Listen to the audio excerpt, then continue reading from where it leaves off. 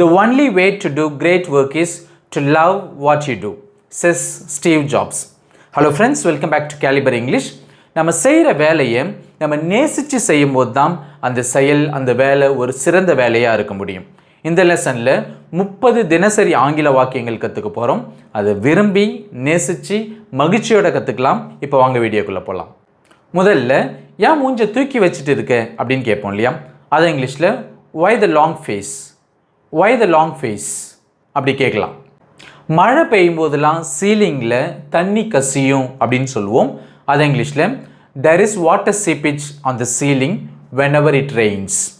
There is water seepage on the ceiling whenever it rains அப்படி சொல்லலாம். என்னிடம் போதுமான பணம் இல்லை அப்படின்றத I don't have enough money அப்படின்னு சொல்லலாம். பட் அதையே இன்னொரு விதமாக I am short on cash, I am short on cash அப்படின்னு சொல்லலாம். உங்களுக்கு ஏதாவது அலர்ஜி இருக்கா அப்படின்னு கேட்போம் இல்லையா? அதை இங்கிலீஷில் are you allergic to anything, are you allergic to anything அப்படி கேட்கலாம். இப்போ எனக்கு வெங்காயம்னா அலர்ஜி அப்படின்னு சொல்லுவோம் இல்லையா? அதை இங்கிலீஷில் I am allergic to onions, I am allergic to onions அப்படி சொல்லலாம். நம்ம நேசிக்கிற ஒரு நபர் திடீர்னு மயங்கி விழுந்துட்டாங்க அப்படின்னா நம்ம ரொம்ப பதட்டப்படுவோம், ரொம்ப கவலைப்படுவோம்.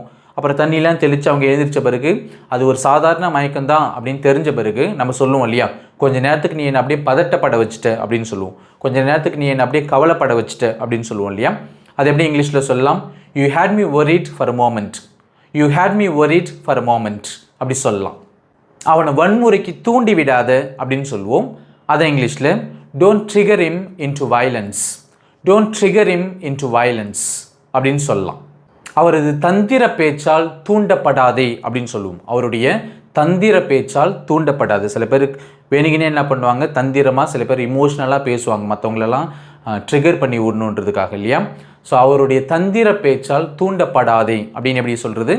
Don't get triggered by his cunning speech, don't get triggered by his cunning speech அப்படின்னு சொல்லலாம். நீ முழு உண்மையை சொல்ல மாட்டேங்கிற அப்படின்னு சொல்லுவோம் இல்லையா? அது எப்படி இங்கிலீஷில் சொல்லலாம்? You are not telling the whole truth, you are not telling the whole truth அப்படின்னு சொல்லலாம்.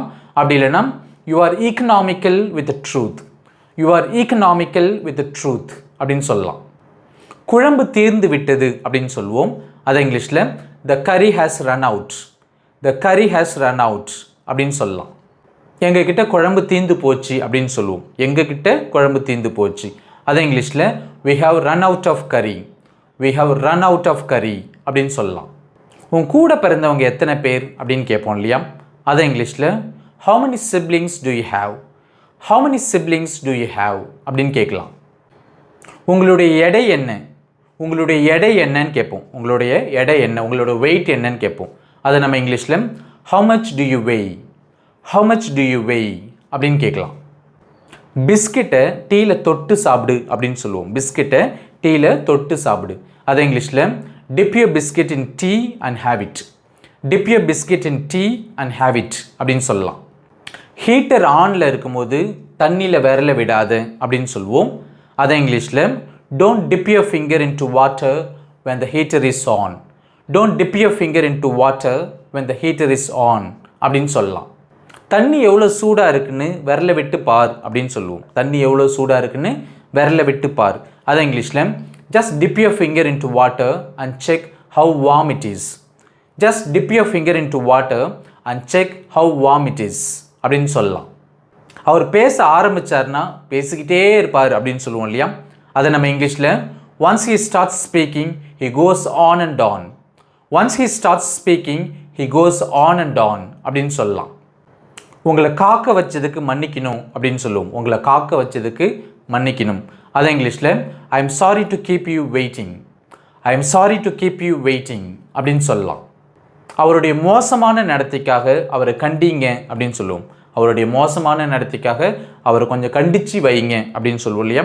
அதை நம்ம இங்கிலீஷில் rebuke him for his bad behavior, rebuke him for his bad behavior அப்படின்னு சொல்லலாம்.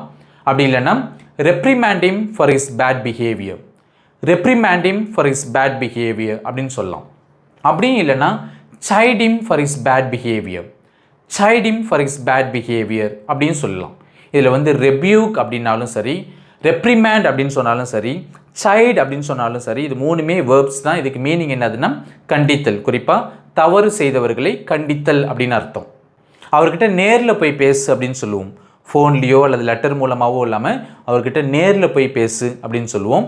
அதை நம்ம இங்கிலீஷில் go and talk to him in person, go and talk to him in person அப்படின்னு சொல்லலாம்.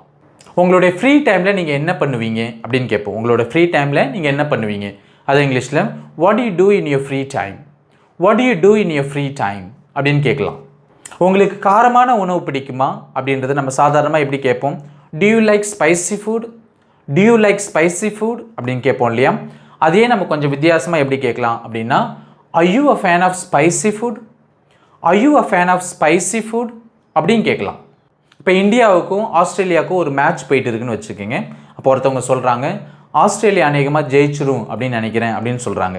அதுக்கு நீங்கள் என்ன சொல்கிறீங்க, அதுக்கு அந்தளவுக்கு வாய்ப்பு இல்லை அப்படின்றீங்க. அதுக்கு அந்தளவுக்கு வாய்ப்பு இல்லை. இது எப்படி இங்கிலீஷில் சொல்லலாம், there is not much chance of it, there is not much chance of it அப்படின்னு சொல்லலாம். அவன் ஒரு சொத்தை உடைமையாக்கி கொண்டான் அப்படின்னு சொல்லுவோம். அதை இங்கிலீஷில் he inherited a fortune, he inherited a fortune அப்படின்னு சொல்லலாம். அவன் நல்ல வசதியானவ அப்படின்னு சொல்லுவோம் இல்லையா. அதை நம்ம இங்கிலீஷில் she is quite well off, she is quite well off அப்படின்னு சொல்லலாம். she is quite well off means she is quite rich. அது ஒரு பச்சை பொய் அப்படின்னு சொல்லுவோம் இல்லையா, அது ஒரு பச்சை பொய். அதை நம்ம இங்கிலீஷில் that's an outright lie, that's an outright lie அப்படின்னு சொல்லலாம். வேறு வழி இல்லை அப்படின்னு சொல்லுவோம், வேறு வழி இல்லை. அதை நம்ம இங்கிலீஷில் no other go, no other go அப்படின்னு சொல்லலாம். அப்படி இல்லைனா there is no other go, there is no other go அப்படின்னு சொல்லலாம். எவ்வளவு வாடகை கொடுக்குறீங்க அப்படின்னு கேட்போம் இல்லையா, எவ்வளவு வாடகை கொடுக்குறீங்க. அதை நம்ம இங்கிலீஷில் how much do you pay for rent, how much do you pay for rent அப்படி கேட்கலாம். ஒரு நபர் டிஸப்பாயிண்ட் ஆகி ரொம்ப சோகமாக உட்காந்துருக்கும் போது அவங்கள உற்சாகப்படுத்துறதுக்காக நம்ம சொல்லுவோம் இல்லையா, ஏ கமான் ஒன்றும் இல்லை எல்லாம் சரியாயிடும் வா அப்படின்னு சொல்லுவோம் இல்லையா. ஸோ அதை எப்படி நம்ம இங்கிலீஷில் சொல்லலாம், hey come on cheer up everything will be okay, hey come on cheer up everything will be okay அப்படின்னு சொல்லலாம்.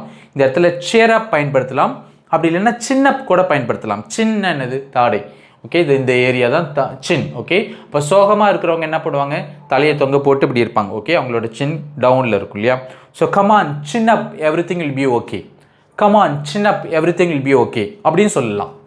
அப்படி டிஸப்பாயிண்டடாக இருக்கிற அந்த நபர்கிட்ட நம்ம சொல்லுவோம் இல்லையா, இதோட எல்லாம் முடிஞ்சு போகலை அப்படின்னு சொல்லுவோம், இதோட எல்லாம் முடிஞ்சு போகலை அப்படின்னு சொல்லுவோம். அதை இங்கிலீஷில் it's not the end of the world, it's not the end of the world அப்படின்னு சொல்லலாம். இன்றைக்கி மழை பெய்ய அதிக வாய்ப்பு இருக்குது அப்படின்னு சொல்லுவோம். அது இங்கிலீஷில் there is a good chance it will rain today, there is a good chance it will rain today அப்படின்னு சொல்லலாம். அப்படி இல்லைன்னா சிம்பிளாக it may rain today, it may rain today அப்படின்னு சொல்லலாம். That's it with today's lesson. Subscribe for more videos. Thank you.